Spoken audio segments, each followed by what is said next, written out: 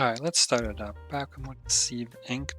Today, we're just going to review the hotfix changelog that Tripwire released. It's on their forums, and there'll be a link to this in the description.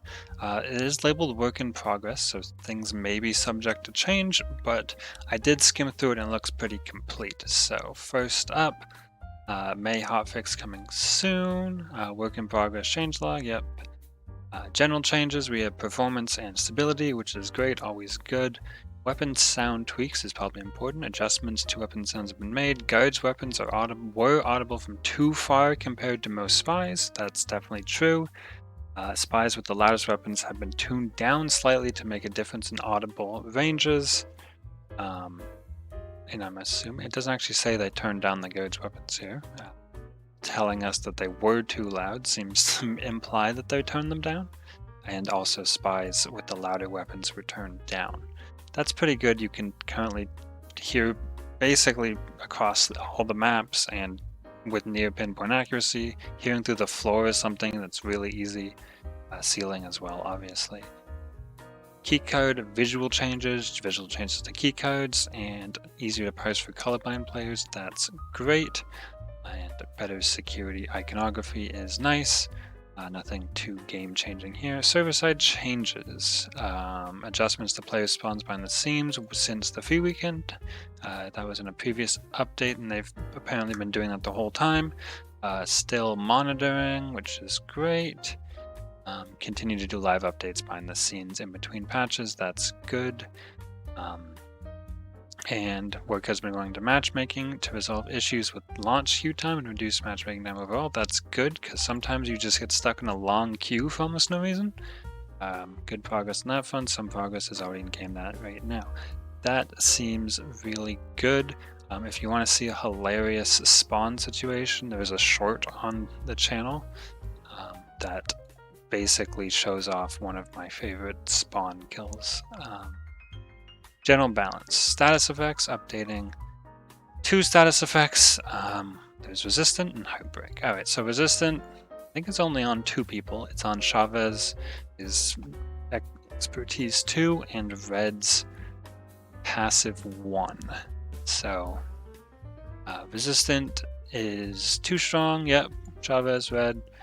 Clear this effect is too big, as such we're lowering the damage by 20%, so it was 60 and now it's 40. So I can't do the live math on how big of a change it is. Obviously it's 20%. Let me think here. A Chavez weapon 1 headshot hits for 50. Previous damage reduction, 60% of 50 is 30, so that would have hit for 20. Now it hits for 30, if I've done the math right, so you know, that's 20% change. That seems great. Resistance on the 2 agents it was on did seem a little strong, and I'm glad that's getting nerfed. I think that was pretty obvious to most people. Heartbreak, this one is unique to Red. Red's charm ability is interesting. Charm side is acting as intended. The penalty for breaking that charm yourself is too low. There is no penalty for breaking it except for yourself. So interesting wording. Shooting almost always the best course of action. On top of this, the 25% value made almost no difference in the actual shot to kill calculations in Red's arsenal, leading to it being underwhelming. That is definitely true. I'm glad they're looking... Well, I'm sort of glad they're working at the shot to kill calculations, but it's really the time to kill that's important, right? Because Red has 3 different weapons. A fast, medium, and a slow fire rate. So we should be definitely, like, shot to kill is an important metric, but the time to kill is also, I think, probably the most important one to look at. And I assume they know that and they're looking at it, they just didn't call it out specifically here. Might seem like a big jump in practice. The effect requires a lot of setup and voluntary action. This is true. This is definitely true. The voluntary action from the victim. Definitely something. Harder to pull off than Ace's version of the vulnerable status effect. So, Heartbreak, the vulnerable you get from Heartbreak is different than the vulnerable status effect, which is interesting. So it was 25%, now it's 35%.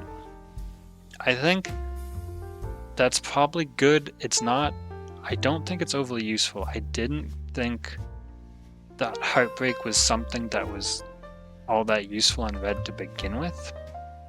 I think because it's voluntary action by the victim, oftentimes it just didn't happen. You got the charm, and then you were either shooting them or they just didn't shoot until, they just didn't shoot to trigger the Heartbreak. It's happened to me several times trying to make Heartbreak work. I just don't like that it's a voluntary action. That's more the change I'd like to see, if there was some way for you to trigger it, even if it was something like you can charm them and then you melee them, like you have to get in range, although I guess that would have other balance implications, especially given one of Red's weapons is a shotgun. But it would be nice if it wasn't something they had to trigger themselves, because oftentimes I find people just don't. And, you still have to shoot them. Like, that's the point. Alright, moving on to agent balance. This should be interesting. First up, we have Red. I'm not sure what order these are in, but Red's been, brand new. This is the newest person, so dust settled. We know where she stands now. Stance is as follows. Red is extremely style in a single, very specific build and pretty middle of the pack in all others. Okay, that I definitely agree with, and it's good to see that. We're toning down her strongest configuration, which leans on the resistance status with the expertise mod 1. So expertise mod 1 is what we in the community seem to call expertise 2. They use the terminology of base mod 1 and mod 2. So little translation there that's going to be hard to get used to. When it says expertise mod 1, that does mean the expertise 2, which leaning on the resistance status of, so that is the one that recovers you and heals you for 20. Other aspects of the build. So we have the Jack of Hearts, the Unconnected Champion. That's definitely true. Loses some fire rate, buffing her base weapon. So let's see, the Heartbreaker assault rifle damage up from 8 to 9, and the fire rate up. So this is on a body shot, obviously.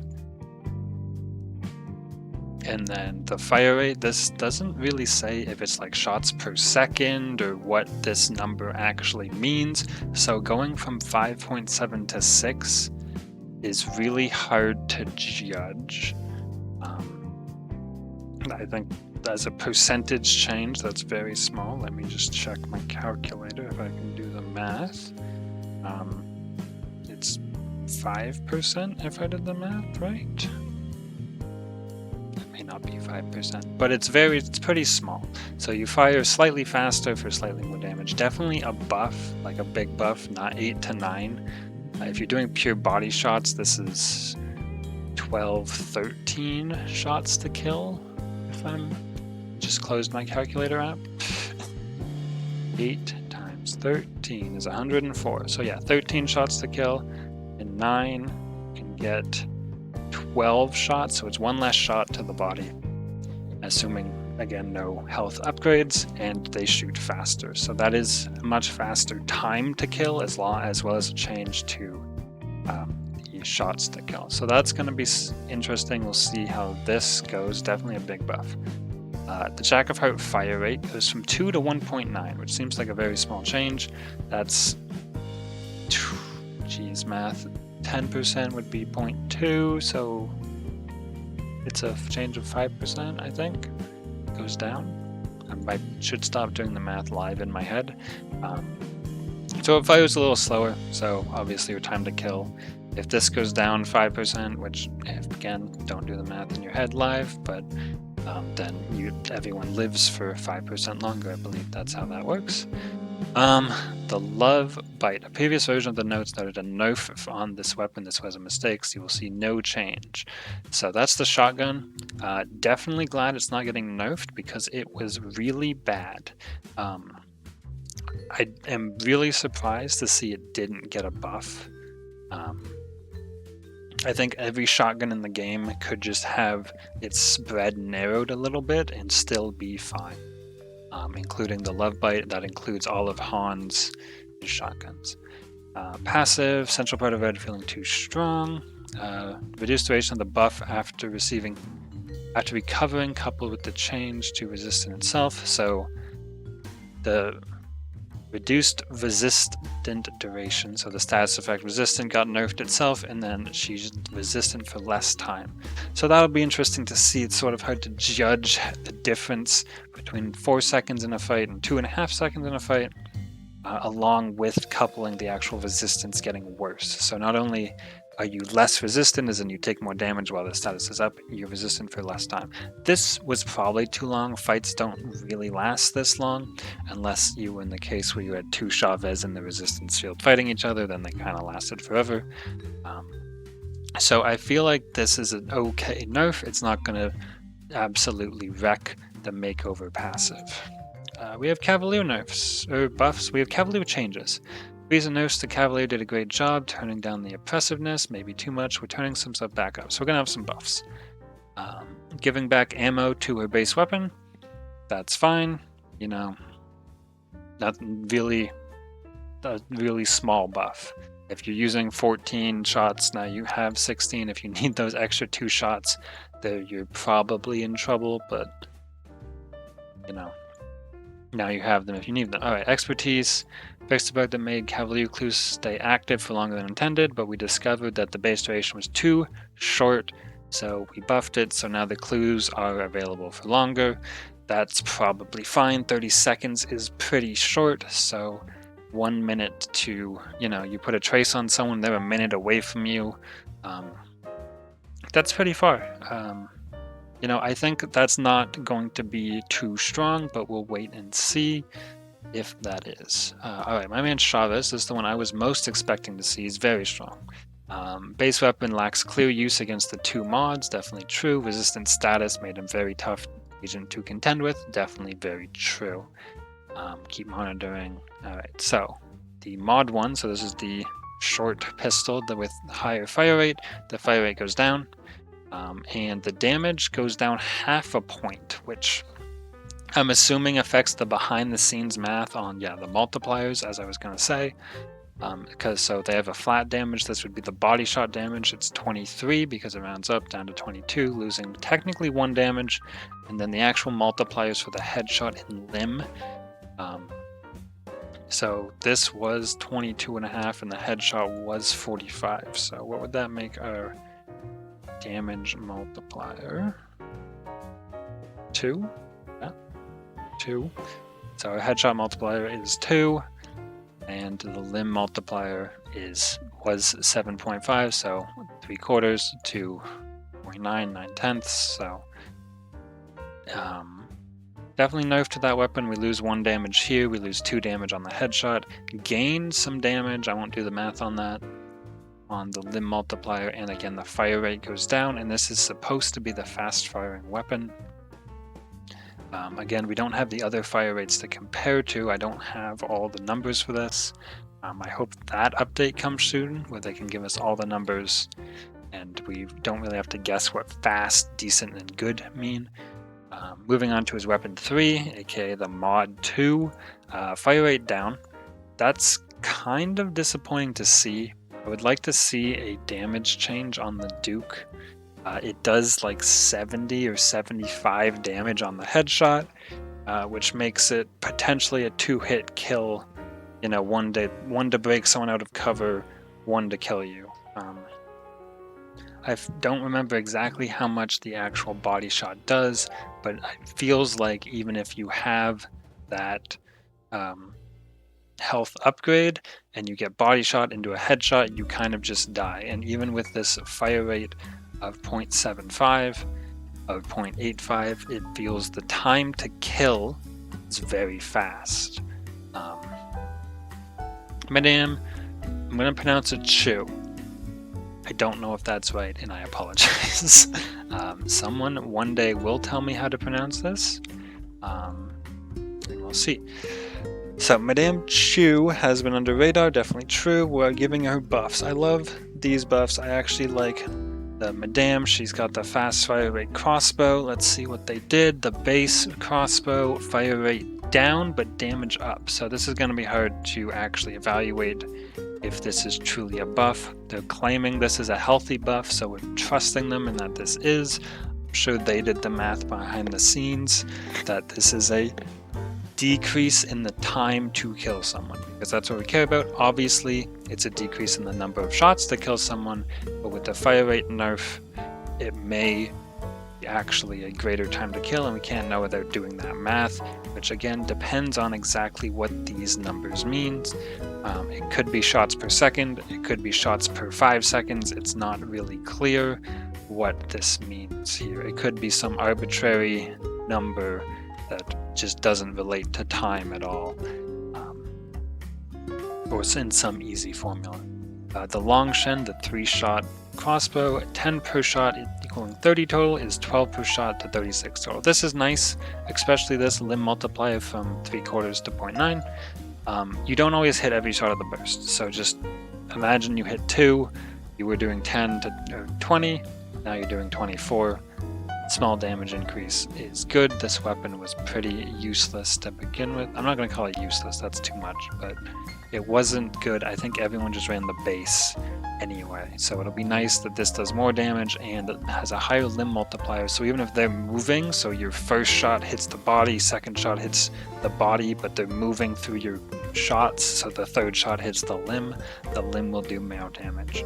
I like to see that change where the burst weapons have higher limb multipliers, so that when you're trying to hit a moving target, and you hit the limb on, say, your third shot of the burst, it does do actual damage.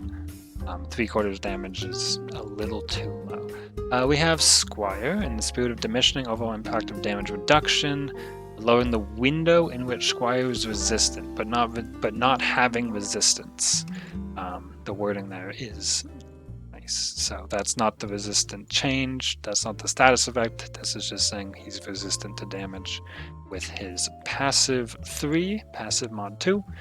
The Aegis cover from 2 seconds down to 1.7 seconds. This isn't one I use myself, so I actually just don't own this ability, so it's hard for me to judge this loss.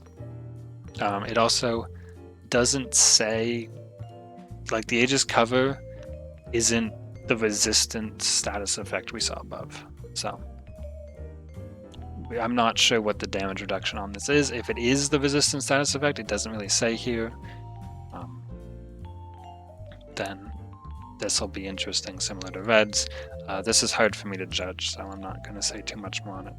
Larcin I was expecting to see, but not in quite this context. Larcin is doing extremely well with his recent changes, and we won't be making major changes to his kit. That is kind of surprising, because I think Larcin is one of the weaker character rates. Let's see. The cadence is underwhelming option in Larcin's weapons, and we hope to make it a more appealing choice. See, that sentence alone is kind of concerning to me, because the cadence is the weapon too. Shorter delay between bursts, and the 10 damage per shot, so it's a 2-round burst weapon, so 10 damage to 12, great. The thing is, I think the cadence is Larcin's best weapon. The base weapon, the weapon 1, only has 8 shots and does 10 damage, and then you throw it, so 9d damage, because the throw also does 10. You can't kill someone in a clip. Seems kind of crazy. That's again assuming they only have the 100 health. I am really surprised to see this of all weapons get buffed, because I already thought this was his best weapon. So maybe that's on me, maybe I'm just incorrect, but I thought this is a surprising change. And so yeah, he's doing well, but we buffed one of his weapons. Interesting take, but the expertise, this one might be unpopular. Somehow I doubt it, reading ahead here. We like the creative strategy of jumping to peek out of Larcin's smoke bomb, but we came to the conclusion that it is negatively affecting gameplay. That is absolutely true. Having someone who can shoot you without being able to shoot them back effectively is kind of annoying. Like, there's the shield, it's 2-sided, you can't shoot through it, they can't shoot through it. But Larcin can jump at any time when he's in the smoke bomb and just shoot and then fall back into the smoke bomb very quickly, move, kite, adjust, and it feels like the only thing you can do is run, or you get that fast headshot on him. He is vulnerable for that little time, but since he gets to pick those windows, it's pretty tough. It's like a better shield almost. So let's see. They increased the height to prevent the jump peak.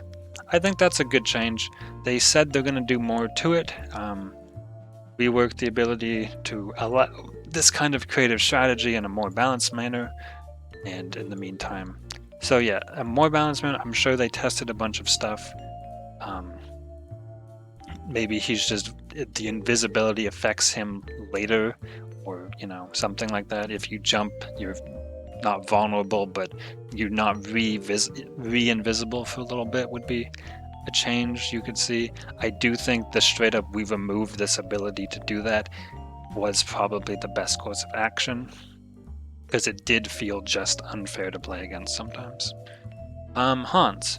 Did we buff Hans? You did, because I had him marked pretty low. He's doing better since the analysis. We're making a bit more tweaks to get him in a better place. So more buffs. Han's base weapon is his worst option.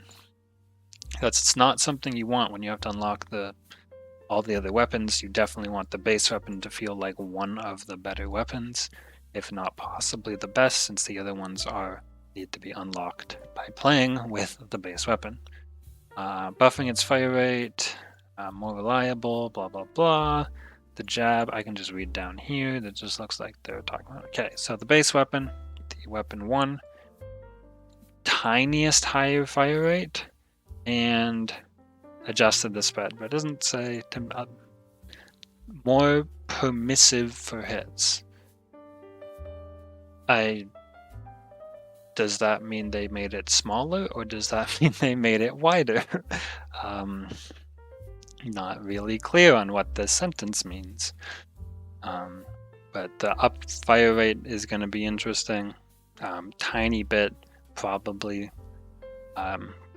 could go more, but again, it's hard to tell when we don't quite know what these numbers mean. The weapon 2, ADS crit multiplier down, and weapon 3, ADS crit multiplier up.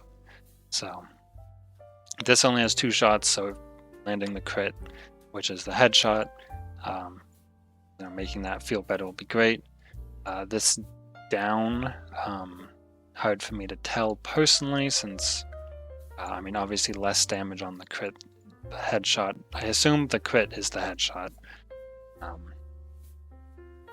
is gonna be interesting.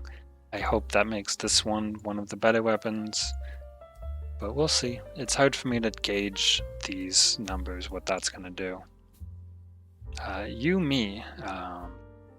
Yumi gets more versatility. What they actually changed. The base slingshot uncharged damage goes up by 2, and the charge damage goes up by 3. And I guess previously they nerfed her charge speed to make it longer, so they're giving her some damage to compensate here. So 2 damage and 3 damage. So if you're using only uncharged body shots, that's not a change in the number of shots. You're using charged shots only, that is still not a change, because it's still 4, and that's still 5. So obviously it changes with headshot multipliers, crit multipliers, limb multipliers, but again, if you're landing only body shots, this didn't change anything. Again, assuming you're landing only uncharged body shots or only charged, maybe it does change something if you land 1 of these and 4 of these. Quick math, these. I think it changes the number. Anyway, not gonna do the math. I've already done too much live math. Someone, I'm sure, will get the calculator in the comments, but not sure this changes the number of shots, let alone the actual time to kill. The long shot, the weapon 3, uncharged from 15 damage to 18 damage.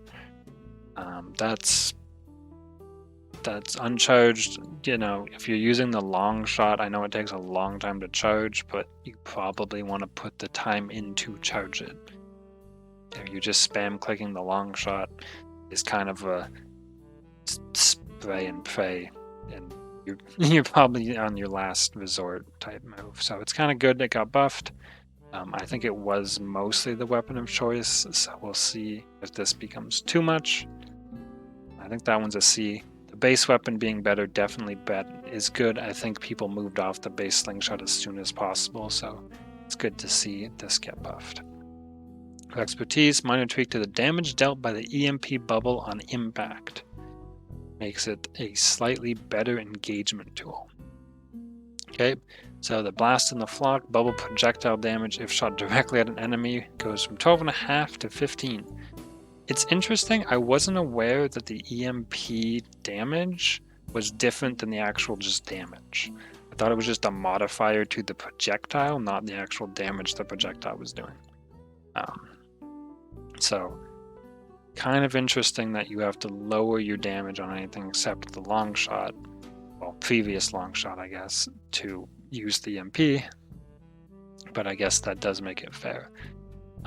And then the healing bubble, reduce time before being able to heal again after taking damage by 30%.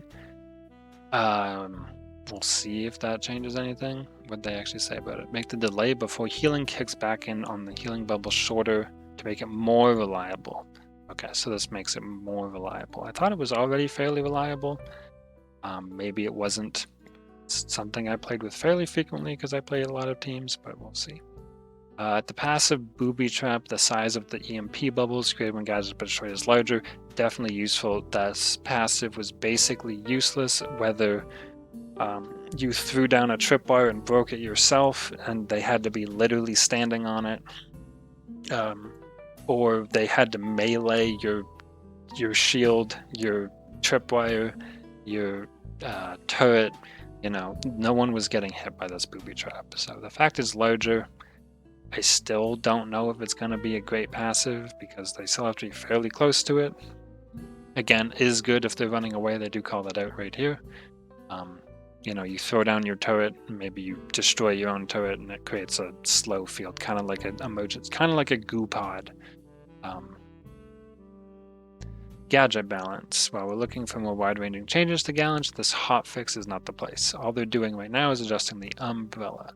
So the umbrella, the reduce shield HP from 150 to 100. I mean, I'm not surprised to learn that shield was 150. I am just disappointed to learn that, though, because the character only has 100 health. Just talked about time to kill. It takes a long time to kill the shield.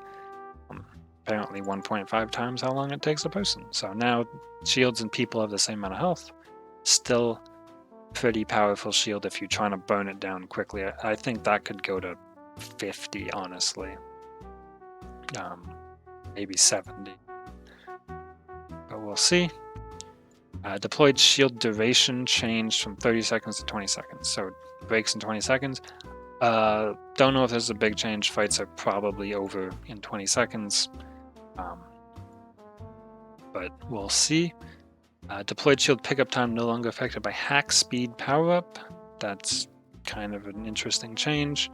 Shield juggling has been a thing. Not sure if you actually needed hack speed to do it, but should prevent people from picking up and placing down their shield, which does reset its health back to 150 previously, now 100. So that's interesting. I think shield juggling may still be possible. This next line, though, shield pickup time raised slightly to make a bit more of a commitment. The word slightly there is hopefully putting in a little bit of work. I would like to see some actual numbers. They put numbers on pretty much everything else, but not this. Is kind of interesting. So we'll see how this goes. Hopefully it does prevent the shield juggling we've been seeing. I hope it does. I would like to see this get nerfed a little harder. Honestly, it seems to just be one of the best power-ups you can take right now, or gadgets, sorry. Although you'll notice I don't actually take it in any of my recent videos. But yeah, and then we have bug fixes. I'm not going to go through the bug fixes for the each. Oh, we have some levels. These are all bug fixes on the level. General bug fixes. That is it. So that was it. I think all in all, they've done some good things, some unexpected things. I think this gadget balance was much needed. That's real good. Changes to base weapons to make them better. I think it's good. A lot of the times people are leaving the base weapon as soon as possible, which again, let's play with newer and fun weapons, but it can feel bad if you're stuck on the base weapon and you're a new player or just trying to level up a new agent. Larcin, again, super surprised that this is the weapon they buffed. Maybe I'm wrong. Really glad this is gone. Madame buffs are great. She was one of the weaker agents. Good to see this just straight damage up. Hopefully damage up. Chavez nerfs, good to see. Would have liked to maybe see some more damage number nerfs. But we'll see how this goes. Cavaliere, tiniest of buffs, no actual damage or time to kill number changes unless you're using more than 14 shots. So we'll see. The red changes. Buff here is going to be interesting. Tiniest of nerfs here, I think.